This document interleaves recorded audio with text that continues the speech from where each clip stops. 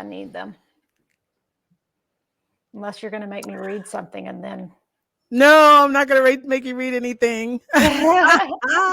We are live. Hello, hello, hello, everybody. Welcome. We are so glad that you are joining us to talk with Ellen Briscombe and myself, our very first live, to talk Yay. about Sparks Road. Yay! I'm so excited. I'm so excited. And hopefully, if you have any comments, go ahead and type them in, and we should see them. There might be a little bit of a delay, so just be patient with us. There might be a 30-40 second delay before we see your comments. But if you have any questions or any comments or congratulations for Ellen, we will accept them all. We will accept them all. So I all day have been thinking about this live, very excited about it. And one question popped in my mind because I thought, I've just been so ensconced in your family for 2 years? Yes. And I feel like I know everything about this story, which is impossible, but I feel that way sometimes. I get arrogant. Yeah. And I'm like, oh yeah, I know all about the story. I can tell you this, I can tell you that. But I'll tell you what I don't know is the beginning of the story. I don't know how you came to this place, to this decision to write this book. Tell me about that. What a great question. And really, to be honest with you, I have wanted to tell our story since I was about 17 years old. I've always wanted to tell the story because it's such a good story. And of course, I couldn't read. So how in the world are you going to write a book if you can't read? Right. So I had that obstacle. I had lots of obstacles to overcome before I got to this point in my life. I mean, I'm fixing to be 50 years old, and I am just now finally getting to produce my dream, which is amazing. And so I had done things like taken writing classes. I had friends help me pull out a, where you go check by check, you put it all in order, and this is the way the story's going to go, and you're going to do it this way, and all that sort of stuff. I've done all of that. I've done little stories here and there, but to actually put a book together is, especially one that is as complicated as our story. Oh my gosh. Not just an easy story. So to be able to put into words, I can tell the story, but I can't.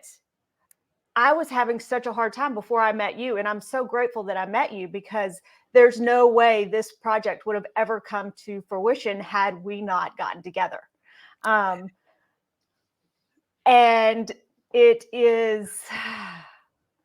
really, really just been an amazing journey altogether. It's thrilling. Yeah. So when you were a teenager, like 14, 15, like how old? Probably 17 is when I really started to learn how to read, is when I really wanted to tell the story.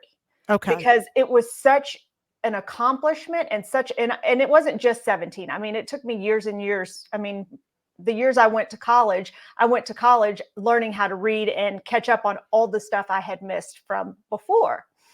And that's another thing I didn't know. I'm just learning that today. Yes. So I've always wanted to tell the story, but just didn't know how I was going to tell the story. And I really wanted to write a book, but writing a book is so much more challenging than I would have ever imagined it to be. Yeah. And so once I got to you, it became an actual joy instead of an anxiety pressure. Like I would sit down and write and I would be like, oh my goodness, I don't even know what to say. And it doesn't make sense. Oh my gosh. That's amazing.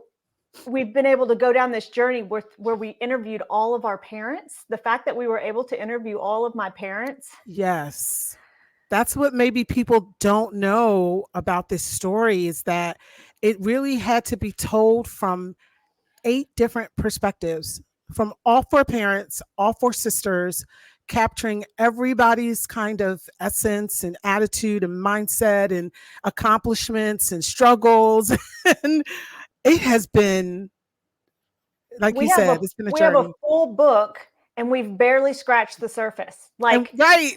and it's so funny because I've seen these comments on Facebook about, oh, I remember being on Sparks Road, or I remember growing up, and I'm thinking, oh, I wish I would have been able to get all the stories in, but there's just Yeah. no way. There's so many. There's so There's so many. many. And to keep it to where you don't get confused. So Right.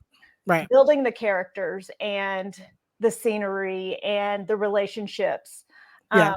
You did such a beautiful job of putting that all together.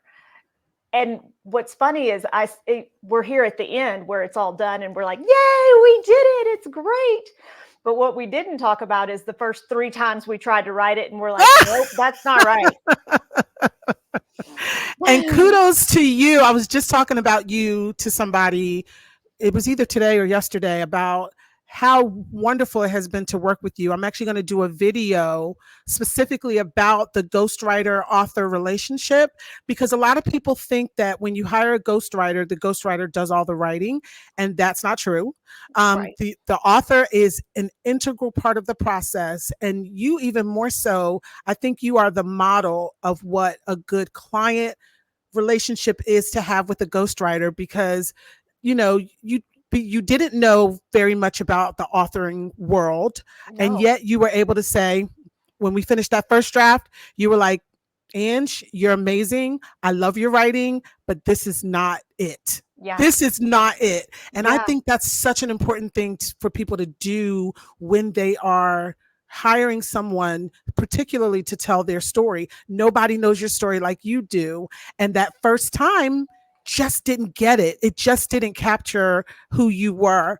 And so we went back and we started over, which I always say, like, I would do that for any client. I would always start over, because I don't want a client to feel, they've paid me, we've had all this time together, we've built this rapport, and then I say, oh, well, you paid me for a story, I wrote your story. Like, I think that's wrong, and a lot of ghostwriters do that. But what's funny is, even after we finished the second time, you said, this is not it. Like, you had a vision. And I think that is such an important thing to talk about, is really knowing what you want to hear, what you want to see, what you want the book to convey. And you came back that second time and you said, we got to start over and do it again. Now, usually I would charge for that third time, but I'm telling you, I was so wrapped up in this story, like it had become my own. And it was like you were the mama and I was the godmama. And I was going to see this thing through to the end. And it was going to be what you see. Like, I was anxious to find out. I got to get in her head. I got to see what she sees. She sees something and I don't see it. I got to find it. So that is so cool. Now, how did you get everyone to cooperate? Because I've done a lot of these memoirs, Ellen, and I will tell you that a lot of times we have to change all the names, like all the names, change the place. All the boys have to be girls and the girls have to be boys. It's like the family's like, I don't want you to tell my story. First of all, how did you get your parents on board? Well, surprisingly, everybody was so supportive of me telling this story. Wow. And again, there were, I'm sure, times when we were many, many moons ago where it was really hard for them when they were making those decisions and making those relationships. But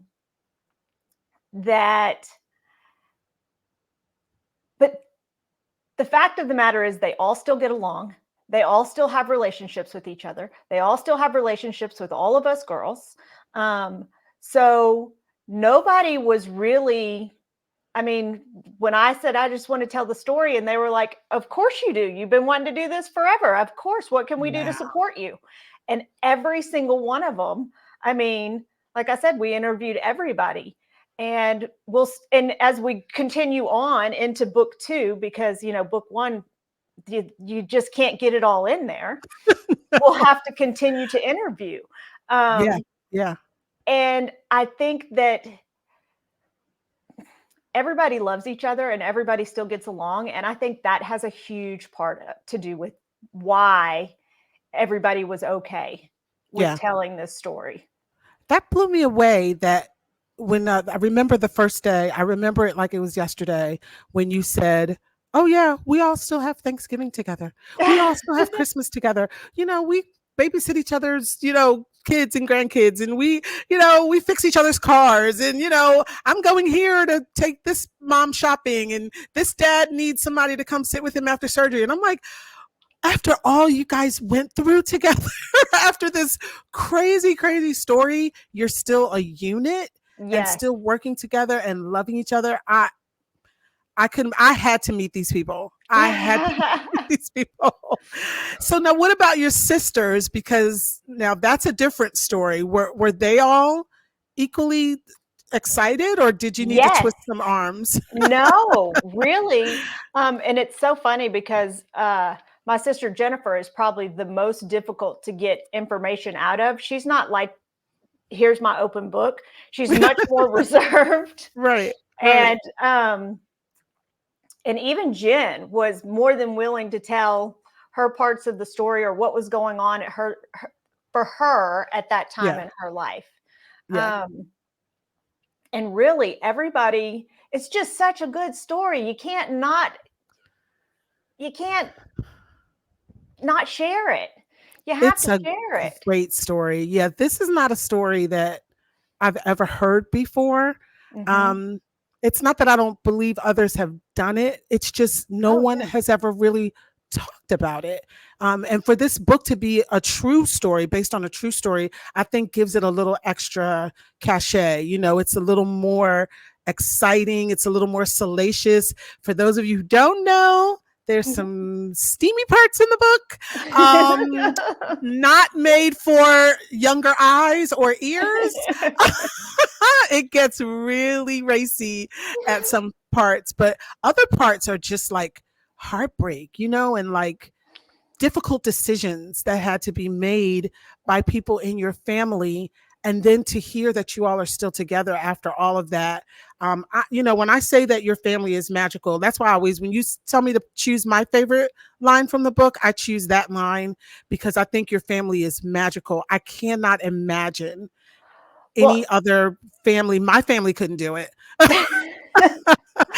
They get mad over a chicken bone, so they would be angry over what happened. I don't want to give it all away, but what happened to you guys? No, my family could not have survived that. well, and it's funny because, I'm having this book launch and I'm posting about it um and everybody wants to come. And Wow. I love the idea that all my parents are going to try to be there. Yeah. Hopefully there won't be any more medical emergencies, for the love of Pete. Uh, Yes, we're done with that. we're done with all of that. But it's neat to me that they will all be there together so that other people can see that it's real. They still really have relationships. They're still really friends. Yeah.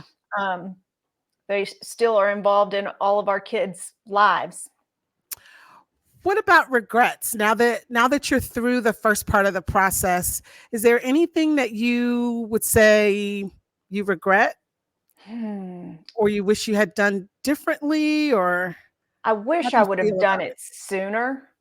Ah, I okay. wish I would have done it sooner Yeah. because my parents are older now, and I want them Memories fade. yes, and I want them, not that they're got one foot in the grave or anything, but I want them to be able to see book 2 and book 3 and continue to Yes. see where this is gonna go when the Netflix series picks it up, because you can't come up with a story like this. No, no. I see these television networks starving for a great story, and I cannot imagine, like, there is no place in my mind of doubt where where I'm thinking, oh, maybe Netflix won't pick it up, or maybe, Hallmark won't pick it up or whoever won't pick it up. I'm not even concerned. And maybe I should be. Maybe I'm just being arrogant. But honestly, Ellen, it's such a compelling story that particularly how it ends. I think people might accept the beginning parts, what happened with the family, but I don't know that they can accept how things ended up and that you all made the decisions that you made, or you couldn't have made any decision. You were just a little thing, but that your parents made the decision that they made. And I think that's really cool. I thought you might have said um, that you regret telling their story and not your story, because that was a hard decision to make. We had to decide, do we talk about you and what you experienced, or do we go all the way back to their backstories? And I think that was a brilliant decision on your part, and very courageous and very selfless, because I think that that's so necessary for the reader to know who they are so they get to know who you are. You couldn't have said it any better. I mean, I wouldn't be who I am without having them in my life and them being who they are. And so every single person had a really huge impact on my life at different times too. Sometimes there were different things going on where, one parent was there more than another parent, or something else was going on. And it all seemed to work out where no matter what was going on that was difficult at the time, there was always someone there to support. Yeah. Wow. And you don't always get that. No, not at all. Not at all. Well, there's so many passages from this book that we could read. And, so we have to keep it G-rated for today. Okay. So that narrowed it down quite a bit. But I think that one of the funniest stories, or at least heartwarming stories, is from chapter, I believe it's chapter 9. Yeah, chapter 9. It's called A Story Worth the Scar. So if Ellen will allow me to have the pleasure, I'm going to read that chapter to you guys today, and you're going to get a little taste of what the book is like, and some of the humor and some of the drama and some of the craziness that happened when Ellen was just a tiny little thing. So here we go. Yay. I wasn't the first girl to steal my father's heart. There had been plenty before me, and there would be plenty after me. But the bond my father and I shared was strong. His love for me was boundless, and I knew he would cross oceans and slay dragons to protect me. Many are the times he ran to my rescue, but one story in particular stands out among them all. There are some stories so good, so rich, they deserve to be told again and again. While others might be funny, poignant, or interesting, some deliver such a powerful punch of laughter and mayhem, they are unpacked with the Christmas lights and rolled out at every family gathering or shared around the barbecue grill year after year. Such was the story of the scar.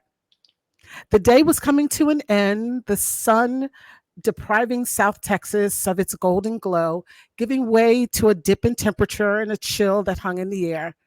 Janet, heavily pregnant with my sister Glenda, grabbed her jacket from the hook and headed for the front door to run an errand. But just before she opened it, she halted, a twinge of concern etching across her face.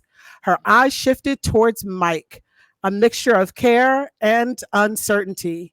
He was a new dad, and she questioned leaving him to handle bath time and bedtime alone.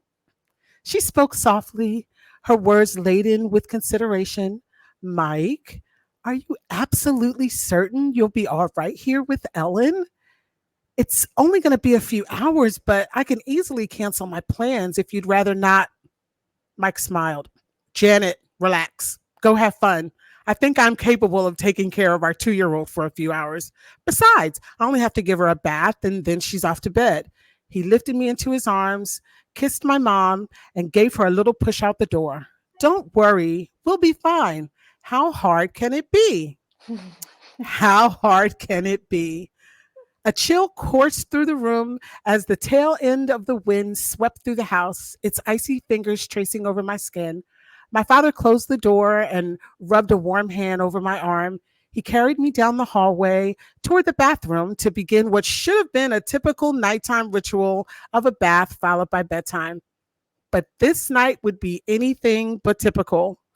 Mike reached into his front pocket and retrieved a lighter.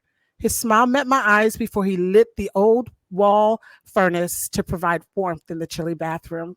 This was a feature common in houses of a bygone era, a throwback to the craftsmanship of the 50s.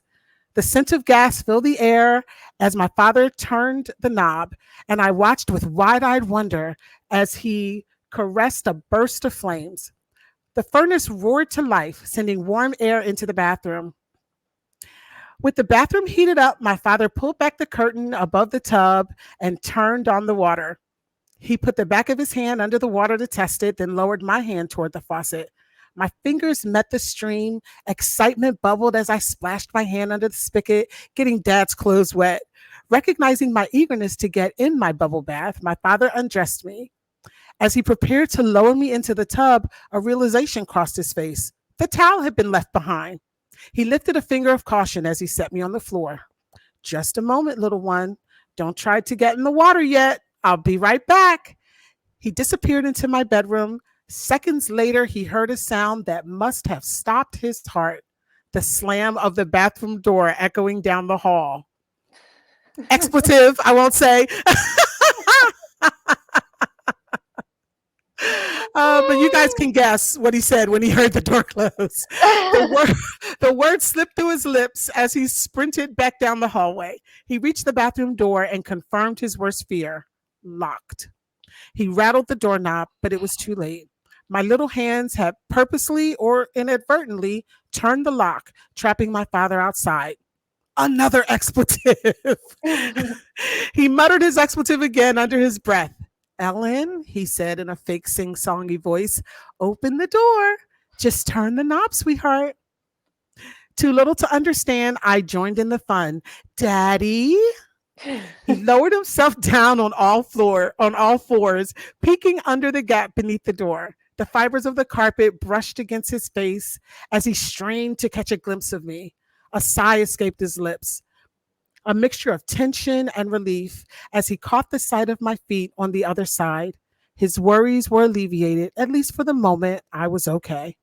Ellen, darling, come to Daddy. Turn the knob. Open the door. He wiggled his fingers under the door to coax me over. His hope that I would understand his intentions and lend him a hand in overcoming the barrier that separated us was an ambitious one at best. I walked over and touched his fingers. Daddy! He wiggled his fingers. Honey, turn the knob. I perceived the fear in his voice and began to cry. Daddy! Honey, don't cry. Daddy's going to get you out. He started to sing to the slow cascade of my tears. But a greater threat was mounting, signaled by the sound of rushing water filling the tub. Time was running out. He sang louder, I suspect to calm himself and me. It worked as the tender strains of his song silenced my cries for a moment. Then I turned quickly, remembering a special treat reserved for bath time. Mrs. Potts, my red teapot, with her large blue eyes perched in her customary spot above the shower. Her presence was a subtle reminder of fun, familiarity, and comfort. I wanted to hold her in my little hands. I strained to get her, but she was positioned well beyond my reach. Undeterred, I mustered my determination and gripped the edge of the tub. Still too far. I grabbed onto the shower curtain as an anchor and climbed up to get her with my feet on the side of the tub, gripping the cold edge for support. The shower curtain temporarily provided balance as I teetered on the edge. In that moment, my world was all about the teapot, my little hands stretching toward the prize. In the meantime, my dad, still crouched under the door, lost sight of my feet and panicked. Ellen, come to Daddy. No response. Ellen, baby, please come here. Silence. Urgency gripped his heart as the magnitude conjured all of the possibilities happening on the other side of the door.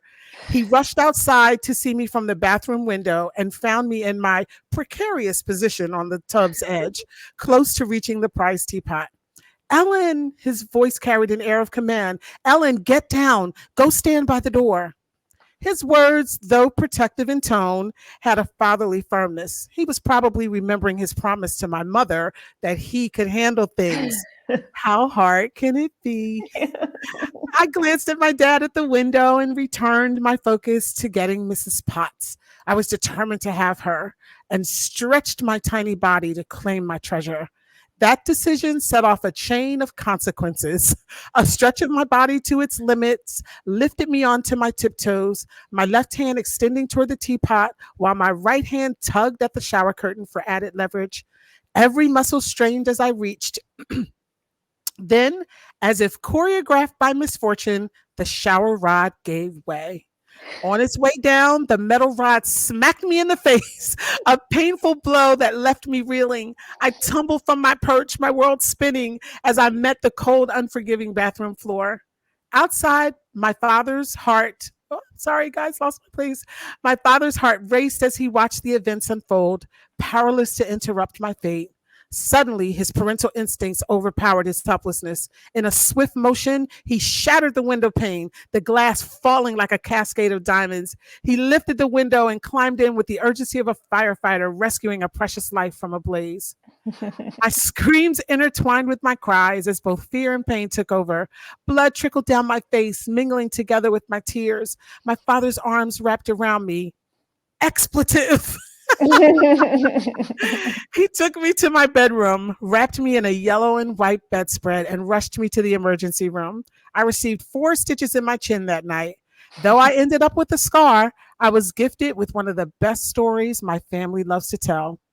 Occasionally, when I want to have a little fun, I turn to my father and say, "So tell me again, Dad, how hard could it be?" Well done. I love that story. It's so great. That's one of the sweet, sweet stories in the book. Of course, like I said, there's wow, when I talk about this book, you just don't even know which parts to start with. I mean, there's the war that your father lived through.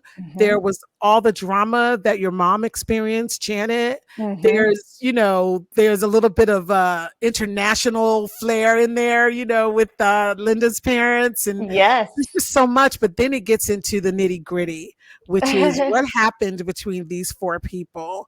And I just want to say, I love all of my clients. Obviously, they're all wonderful. And all the books that we produce at 846 are really, really great. But there's something so very special about this book.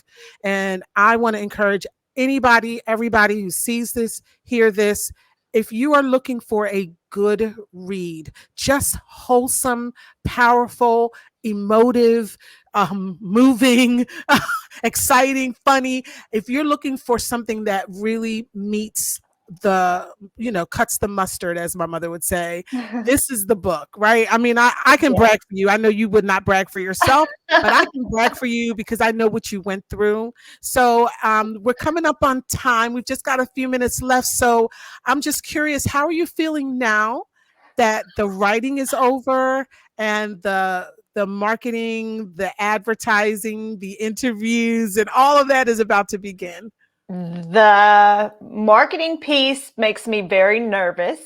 Now that it's here, I'm excited about meeting the people and going to live events and talking to people on podcasts and all of that sort of thing. But the social media makes me much more anxious, I guess, because there's so much to do with it. And I guess I never realized how much goes into just promoting and getting your name out there and starting small, because I am an author that doesn't have any background. I don't have a #1 best-selling yet.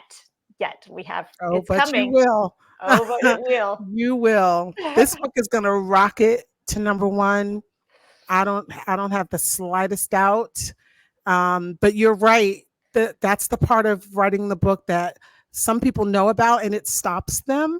And that's the part that some people don't know about and they're not prepared for it. So that's a really good lesson for anyone out there who's thinking about following in Ellen's footsteps and writing a book of your own, that it is a business. And I think you do have to sort of treat your book as a business, especially when you have a trilogy like Ellen's working on, or potentially a series which would have, many episodes. I think Hmm. that you do need to think about it as a business. It's hard work. The Yeah. learning curve is steep. It's still steep for me. I've been doing this for 9 years. Because here's the thing, I told my kids this the other day: technology is running so far ahead of us. It's like you can't at any moment think you've got it, because you haven't got it, because it'll change tomorrow. Yes. Yes. So yeah, I think your resilience and your attitude about that has been great. Tell me about your family, your husband and your kids. How are they dealing with all of this? Again, I don't know how I hit the lottery, but I managed to hit the support lottery because my husband's been super supportive. My kids have been so excited about it. They're like, "Mommy, can I come with you and interview with you?" And I'm like, "No." Nice try though. Hey, we might bring the kids in. You never know. Get that. Well, Everybody loves kids, they're especially wanting to new kids. know, "Is your book about us yet?" And I was like, "You're not even born yet. You're coming in like book 3. We'll get you there later, but it's Yes. coming. You're coming," because that's a whole nother story, and how we got our family, you know? It wasn't Yes. just your normal typical have a baby and now you have a family. Our family was built just in a You don't very do special anything way. normal, typical. That's not even in your vocabulary. I don't even think it's in the dictionaries in your house. Normal, typical is not the way the Black family rolls, right? The No. Blacks, the Briscombes, the Arlets, y'all don't roll Yeah. typical. So No typical. No nice. typical. But Advice then, now that you've come through the major part of the process, what advice would you have to anybody who wants to do what you did? be prepared for the business side of it, because the there was so much joy in the journey of writing the book, and now it's the business side of it, and really you have to really focus on it being a business. And Hmm. so my work is just now beginning. It's I'm just now getting to get busy. Yeah. Are you So proud of yourself? I mean, this has been a dream for how many? 3 decades, maybe? yeah, Do yes, you do you feel are you letting yourself be proud of yourself? it comes in waves. I think because Okay. I don't want to be sarcastic and be like, "Ooh, look at me," But Right. I am really proud of myself. Yeah. And as I was sending out messages and letting people know about the book, and people coming back and saying, "Wow, I'm so proud of you." It it really is overwhelming. Yeah. Um, Yeah. but I'm proud of me too. I'm really, really excited, and because I've wanted to do it for so long, and now I've done it. You've We've done done it. it. We've You've done done it. it. Yeah. Yeah. And the next two will be so easy because we've got our flow. We know how we work together. We know exactly what we're looking for. Yes. So the next two will be a breeze, and all the business stuff you will have already put in place. So it does get better from here. If Oh, I can good. give you a word of encouragement. Yes. Yes. The book is Sparks Road by Ellen Briscombe. And if you want more information about the book, you can log on to sparksroad.com and you can connect with Ellen. I think she might still have a few spots left for early readers. So if you'd like an advanced copy, maybe not, we'll see. But if you would like to vie for that spot, go ahead and log on to sparksroad.com. There's a spot there where you can fill out your information and ask to be a part of Ellen's team and her community. And you will not find a better person to work with. You will not find someone more joyful and encouraging. And she's just the way you see her today is how she has been for the last 2 years. I've never seen anything but this woman, sometimes with a baseball cap on. Yes. Definitely. I love my baseball cap. Yes, we've had plenty of bad hair days in the last 2 years. We've been through it all. But listen, guys, definitely want to invite you to Ellen's book launch if you're in the Austin area, or even in the Dallas area. We've got quite a few people coming from Dallas, Fort Worth area as well, because it's not too far. It's going to be at the Thirsty Mule on March 23rd. Mhm. From March 1 to 23rd 3? from 1 to 3 at the Thirsty Mule. That is the Thirsty Mule Winery. So come and have a glass of wine with us and some pizza and Mhm. some mules. That's what I've been telling everyone. And the mules seem to be really drawing lots of folks. They want to come see the mules. Yeah. So we're going to have a gorgeous, gorgeous time. I mean, it's just beautiful out there. We're going to take lots of pictures and just laugh and just have a blast, because that's what a book launch is all about. It's about enjoying the culmination of the process. So get the book, log on to sparksroad.com. If you want to buy the ebook, you can pre-order it now, and the print book will be out in a couple of days for you to pre-order. And I think that's all the announcements I'm supposed to make, Ellen. Did I forget anything? I think that's all we've got for now. We're working on the audio book, so as soon as that comes out, that will come out behind the Yes. print And I book know a and then the lot of audio. people want the audiobook. About half the sales in the literary world right now are audio. So it's so very important to do. And so, yeah, the audiobook will be out It's coming. shortly. Awesome. Well, thank you, Ellen, for Thank sharing you your time with so much. me. Thank you for choosing me. I'm so honored to be a part of the process. I'm And telling you, God, I'm telling you, God chose you. He picked you. It was the right fit, and it's just been such an amazing experience. well, So the thank best is you. yet to come. The best is yet Good. to come. All right. Bye, everyone. We'll see y'all next time.